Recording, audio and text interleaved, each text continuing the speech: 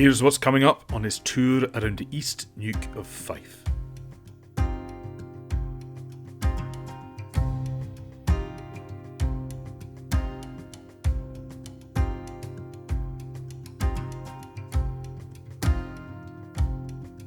Good morning. Molly and I are here to take you on another adventure. This time we're staying close to home. We're going around to East Neuk of Fife. We saw a little glint of sunshine in the sky, so we decided to try and make the most of it. I'm not entirely sure how well that's going to go. But East Neuk means the east corner of Fife. It's full of beautiful little fishing villages. There's great food. There's even better history. Let's go and see what we can see. I was leaving from Dunfermline, but this makes a perfect day trip from Edinburgh too. Before long, you're driving through the Fife countryside, nearing the sea and into the narrow, winding streets of one of the many coastal villages, like Lower Largo. Technically, this is just outside the East Neuk, but it's got a story too good for me not to tell you. Did you know the book Robinson Crusoe is based on the story of this very real sailor from Lower Largo in Fife? The seventh son of a tanner and shoemaker, Selkirk was always a disruptive child. In 1695, after one violent altercation too many, the teenager ran away to sea and found work as a privateer. In 1704, Alexander Selkirk got into an argument with the captain of the ship he was serving on while they'd stopped to refill supplies on an abandoned island off the coast of Chile. Selkirk didn't think the ship was seaworthy, and he said he would rather stay on that island than risk getting back on board the boat. Well, the captain was all too happy to oblige, and Alexander was forced to survive for almost 4.5 years alone on that island. When he was eventually rescued, he learned that that ship he didn't think was seaworthy, he was right. It has sank. After he was marooned, his story sounds an awful lot like one we've all heard before. He survived while hunting wild goats, turning their skins into clothes and domesticating feral cats to protect his food supplies from rats. Selkirk returned to Britain a celebrity, and his story was picked up by the author Daniel Defoe, who published The Life and Surprising Adventures of Robinson Crusoe shortly after. He even had a sketch of the main character wearing Selkirk's famous goatskin clothes. Now, as much as Molly wants to carry on playing around the beach, we've got lots more ground to cover, and it's just 5 miles round the coast before we're stopping again. Okay, so we're at the East Neuk proper now. First stop, Ely and Earl's Ferry. This is where it kind of begins. And as you can tell, Molly is absolutely dying to get out the car. Oh, ready to go. So, we parked up in Ely at the Ruby Bay car park. The bay gets its name from red garnets that were occasionally found there. I've never found one myself, but they look just like rubies.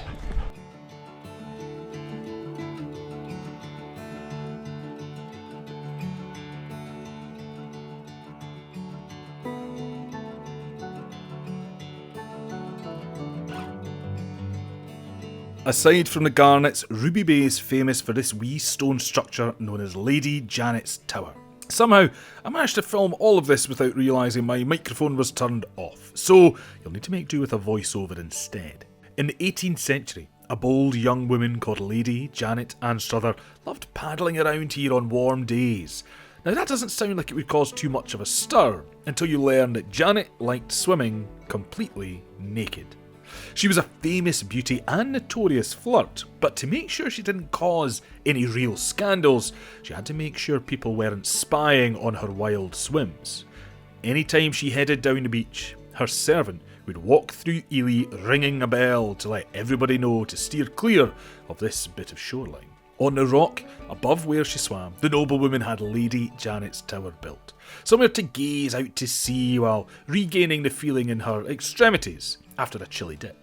It's a beautiful spot, and directly across the water, that's the Bass Rock and North Berwick Law you can see. Built into the rocks underneath the tower, a little man-made cave offered a wee bit of privacy for the lady to strip off before splashing around.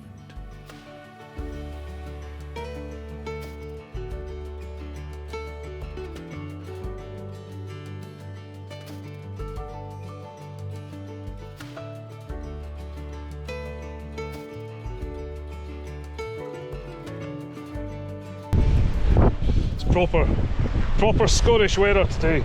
In this direction, it looks blue sky. It looks actually quite sunny, and then you turn this way. Just had some hailstones. And there might be snow on its way, so that'll be fun. We'll see how much we actually get to see. Oh, the smell of rotting seaweed is quite pungent here. Lovely. Before we leave Ely, as always, I'm on a hunt for a good pie. So it's time I pop into Barnett's the Baker's. You can tell I got a pie because now Molly's extra animated in the back.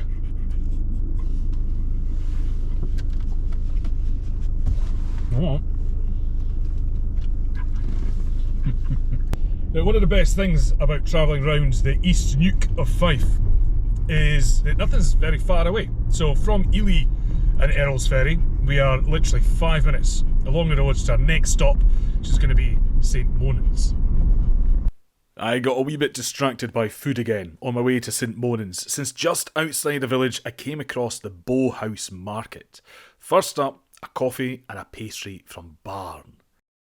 Now, the East Neuk of Fife produces some amazing food. All of Fife does, actually. We've got incredible farmland right here, we've got the sea right there, and that's why the Bow House Market was set up to showcase that, for local producers to rent out units here and sell things. We've got a huge variety, and also it's not market weekend just now, but there are still some of the producers open for me to get a few treats.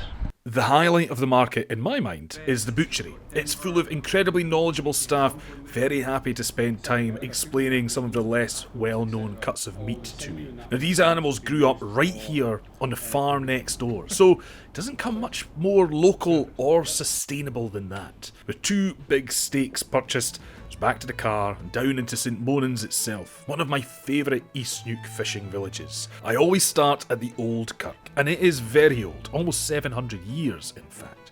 It was built by David II, that's Robert the Bruce's son, and there are 2 versions of the story that explain why he built it. St Monan himself was an early Christian missionary from the 9th century, and like many of his kind, he was a hermit who spent time on the Isle of May in the Firth of Forth, later moving to preach where this village stands today. I thought I would get out of the wind to tell you the story about why St Monans Kirk is so special. It's a strange place for a king to build a church, or found a church. He didn't build himself. But it said King David II, he was actually captured by the English at the Battle of Halidon Hill. And during the battle he got 2 arrows in his face. The English doctors managed to get one of the arrows out, but the other one was stuck right up in there, too far. So, for the 10 years he was in captivity, he suffered terrible headaches, terrible pains from this arrow lodged in his skull. When he was finally ransomed and he came back to Scotland, it said that he came here to the shrine of St Monan, where as he prayed, the arrowhead miraculously worked its way loose and fell to the ground, and he built the church in thanks. The second story is that King David, as he sailed across the Firth of Forth, probably towards Earl's Ferry, his ship got caught up in a terrible storm that had whipped up out of nowhere. As his ship was wrecked, the king just managed to make it ashore, and as he clung to a rock, he looked up and he saw the shrine of St Monan, and he thanked him for his deliverance. And in thanks, he built the church. Could well be both reasons. He may have been shipwrecked on his way to pray here to remove the arrowhead. But either way, the church has been rebuilt a little bit since then, but at its core, this is King David II's church. You know, one thing I forgot to say about St Monans is that it's said to be the Scottish church closest to the sea. And the 2 churches here, the sea, literally right here. Quick note since we're here, out there you can see very clearly the Bass Rock. Out that way, hopefully you can see it, the Isle of May. Now these are all pretty important places, very important bird colonies, so hopefully at some point this year I'll have a chance to take a boat trip out there and show you them a wee bit closer and tell you the stories, because they have some fantastic stories. Of course, St Monans is more than just a church. From there, it's well worth the short trip down to the harbour. As you'll see, this is typical of the East Neuk, a tiny harbour surrounded by colourful houses with those orange pan tiles on the roofs that I mentioned before.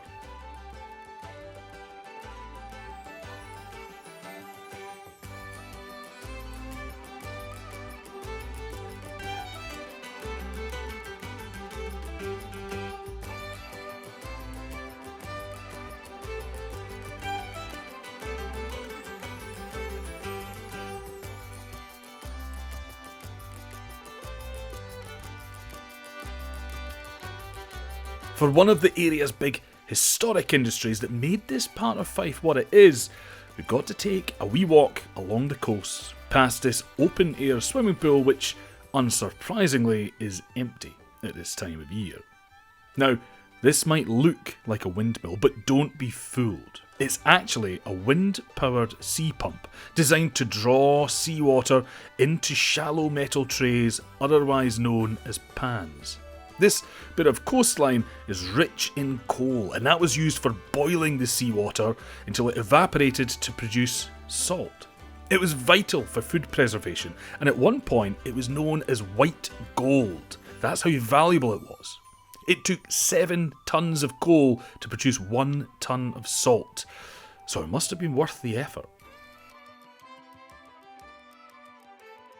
Now the East Neuk isn't just a fishing village, so we're going somewhere a little bit inland, somewhere I used to work actually 13 years ago. It's Kelly Castle. It's run by the National Trust and it is open to visitors in the summer months. It's not open just now, but still we can have a wee wander around the outside. We might even get in the gardens, and the gardens are beautiful. Well, I don't need to worry about the wind down here, but I do have to worry about the birds, so hopefully you can still hear me over all the crows and whatever else it is here. But this is Kelly Castle, and yeah, I used to work here. I worked here for it was only about 6 months, but it's an amazing castle. It's very strange. We've actually got 3 towers, so these are 2 of them, and the third one, I don't know if you can see it from here, along the very end, which is joined by a long hall.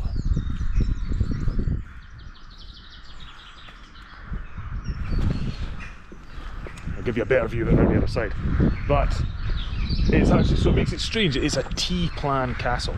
You don't get very many castles like that, usually L-plan or Z-plan. Now there's been something at Kelly, it's been mentioned for at least 900 years, but the castle as we know it today, the oldest tower here, is from the 1300s, and it was originally owned by the Oliphant family, big names in Fife for a while.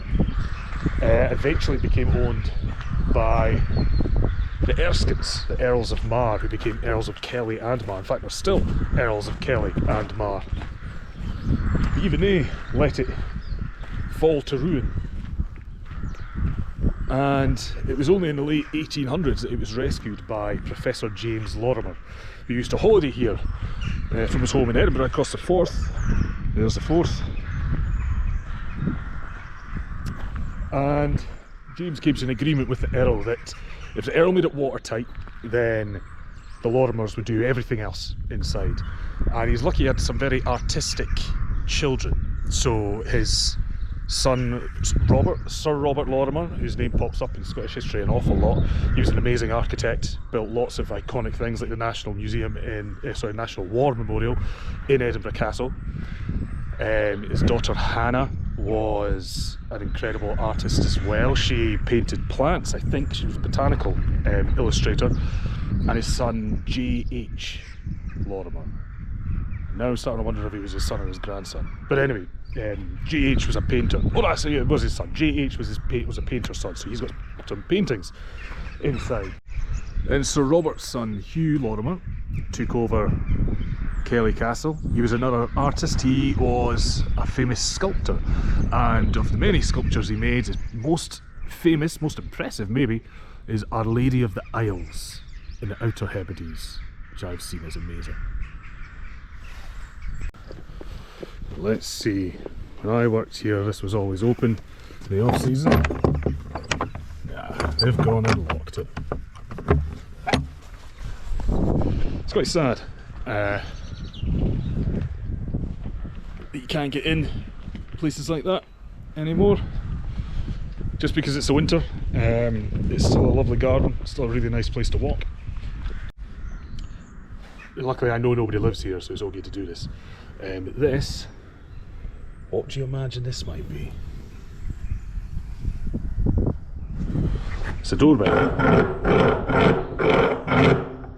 No, maybe we shouldn't have done that, actually, because Kelly Castle is haunted, so now I'm a little scared the ghosts are going to come and get me. There is a story of a red pair of shoes that runs up and down the far tower of its own accord, and that's supposed to be one of the Erskines who fell or was jumped from the tower. There's also one of the guests of the Lorimers rushed out of the castle one night because they felt a heavy presence next to them in the bed where nobody could be seen. There's also, when I worked here, there was a cleaner who kept hearing footsteps above her. She was the only person in. She went up to double check and nobody was in yet. It was just her. Oh, well, actually, when I was working here and I was sitting in the kitchen, what would have been the old kitchen down on the ground floor, and I was waiting for an evening event to arrive, and the amount of thumps and bumps and creaks I heard convinced me this place is 100% haunted. I don't like hanging about here in the evening, put it that way. It's time to make a quick getaway in case one of Kelly Castle's ghosts has been woken up by my knocking at the door. Our next wee place along the coast is Pittenweem, and again, it's more than just a pretty wee harbour. It's somewhere with a great story. We're heading along to St Fillan's Cave, and if you want to get inside, then you need to head to the Cocoa Tree Cafe, leaving a small donation and a deposit in return for the key.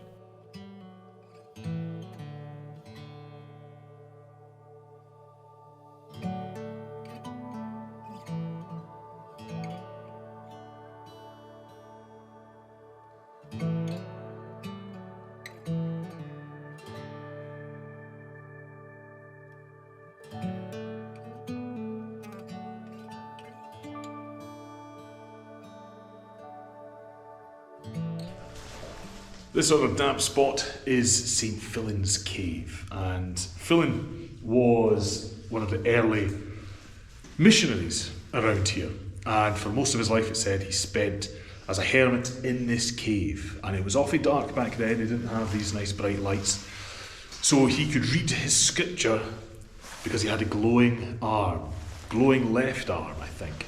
St Fillan was a very popular early Scottish saint, probably more popular than St Andrew for a long time, because he was Celtic. He was one of us, I guess. And it said that Robert the Bruce asked for St Fillan's arm, his relic of his glowing arm, to be brought before him for the Battle of Bannockburn to pray for success. Well, the abbot that looked after St Fillan's relics wasn't sure the Scots were going to win, and he was scared that if the English should get hold of St Fillan's arm, they would destroy it. So he only brought an empty box, and he asked the king to just pray on that. But obviously Robert the Bruce, he was the king, he wanted to see this arm. And now the abbot was ordered to open the box, and obviously he was terrified. He defied the king. And as he lifted it up and held it out towards Robert, the box gave a wee bit of a rattle. And what do you know? The arm had appeared inside. Now, Pittenweem actually is named after this cave. Pit, we think, is Pictish for place of, and weem comes from the Gaelic for cave. So it actually means the place of the cave. And it's also a really interesting sort of mix of both languages, both cultures that came together in the 800s to form what's now Scotland. Pittenweem is the only one of the East Neuk's fishing villages that still has a fish market. So it also has the bulk of the commercial fishing boats bobbing about here in the harbour.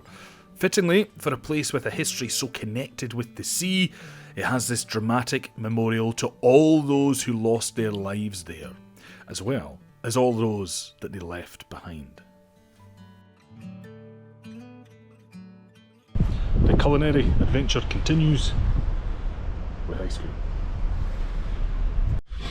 Come on, you can't come to the seaside and not get an ice cream. Next stop, Anstruther, or as it's locally known, Ainster.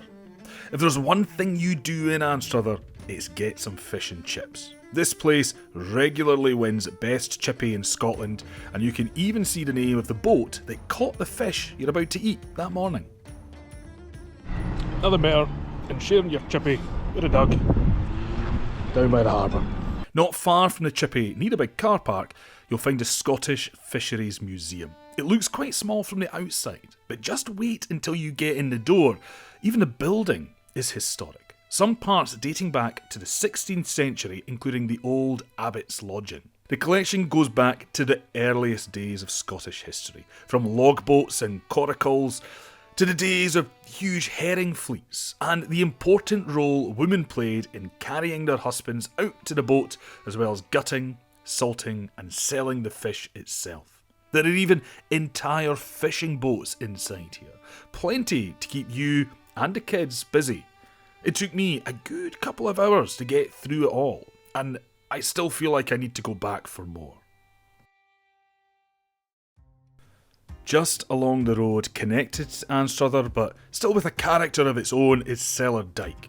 This is the bit of the East Neuk that most people will miss. It's really tucked away, but I would say this quiet corner gives the best impression of what these historic harbours all would have once looked like before any modernisation.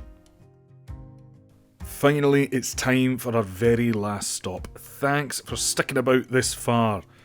We're at almost the very northeast corner of Fife, and it's the ancient town of Crail. Buildings proudly mark dates from the 1600s, but this harbour town goes back far further than that. In fact, King Constantine II from the 900s is said to have been killed here, although admittedly that was in a cave, not one of these fishermen's cottages.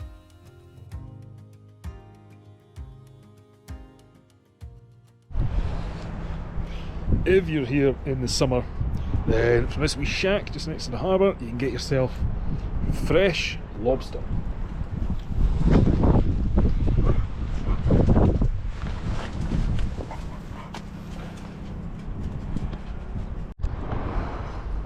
Well, this is it. This is our final stop. We're at Crail. We're at the very, very tip of Fife, the very nose where it sticks out, pretty much. Crail, this harbour here, is incredibly historic. It's been here for a very, very long time. It was once one of the biggest harbours, the busiest harbours in Scotland. This harbour here at Crail and the harbour at Leith, which is at Edinburgh, were seen as being equals. And that just shows you how much trade was coming out here. Now you see all these white buildings and orange tiles, they're called pan tiles. They're Dutch. And it shows there was a huge amount of trade between this part of Scotland in particular, Fife, and the Low Countries. And it said that the harbour here, and most of these buildings, the oldest buildings, were actually built by people from the Netherlands. It's a very typical style. You've probably noticed it as we've been going around. Lots and lots and lots of these similar looking buildings. And yeah, lots of people say they look Dutch. I've never been to that bit of the Netherlands, so I couldn't comment.